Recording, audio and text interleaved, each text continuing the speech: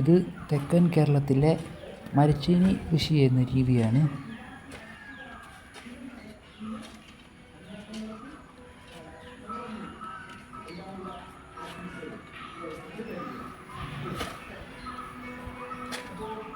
ഇതുപോലെ കിളച്ചതിന് ശേഷമാണ് ചീനി നടുന്നത്.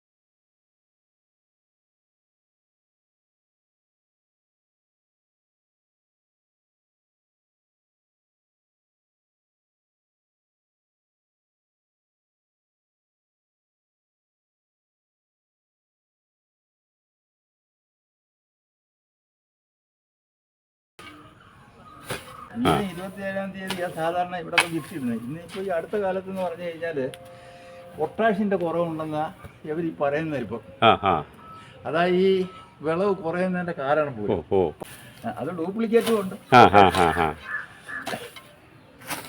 സബ്സിഡി തരത്തിൽ കിട്ടുകയും ചെയ്യും, കിട്ടുന്നുമുണ്ട്. അത് ആൾക്കാർക്ക് അറിയത്തുമില്ല. ഞാനിപ്പോൾ ഒരുപാടിടത്ത് ഇട്ടു. ഈ രാസവളം പൊട്ടാസ്യം വാഴയ്ക്കും ഒക്കെ ഇടുന്നത് നല്ലതാ. ഈ വാഴ ചിലപ്പോൾ ഇച്ചിരി കിളിച്ച് കയറി വന്നു കഴിഞ്ഞ ഒരു കാര്യത്തില്ലാത്ത കണക്കനുസരിച്ച് ഇരിക്കുന്നില്ല. ഈ പൊട്ടാഷ്യം ഫാക്ടംഫോസ് ഒരു 250 ഗ്രാം വെച്ചിട്ടാലും മതി. അത് ശരി. ആ വാഴ നല്ല. ഇപ്പൊ ഞാൻ ഇവിടെ ഈ കിഴക്ക് 2-3 വീടിന്റെ കിഴക്കപ്പുറത്ത് വീട്ടിലിട്ടു. അതൊരു റിട്ടയർഡായ ഒരാൾ പറഞ്ഞ പ്രകാരം അങ്ങനെ മേടിച്ച് ഇട്ടതാണ്. ആ വാഴ പിന്നെ കരുത്തായിട്ട് തന്നെ കിളിച്ച് കയറി വന്നു. അത് ശരി.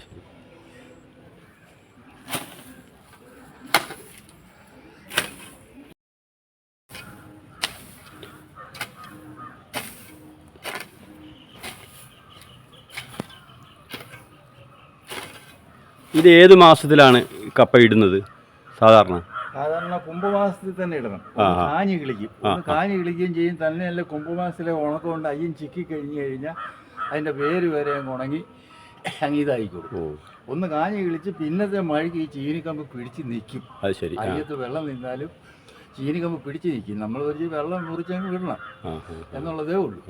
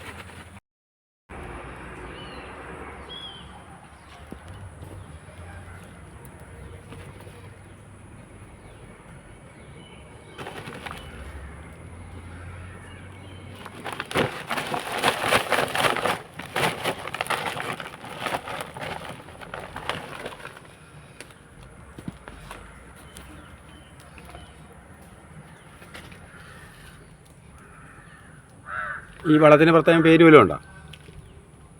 ഇത് ചാണകമാണ്. ചാണകമാണ്. ആ ശരി. ചാണകം പൊടിച്ചതാണ്. ചാണകം പൊടിച്ചതാണ്. ആ ഉണക്കി പൊടിച്ചതാണ്. ആ, ഓ.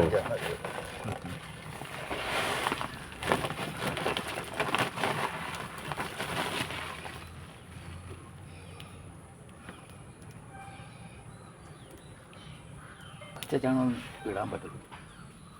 പച്ചച്ചാണകം ഇടുന്നതുകൊണ്ട് വലിയ ദോഷം ചെയ്യും. ചീരി കഴിക്കും. ആ, ആ, അതിലുപരി ആ. അയ്യത്ത് തേങ്ങ ഉണ്ടെന്നുണ്ടെങ്കിൽ എല്ലാം ചെല്ലി കയറും. ഓ ഓ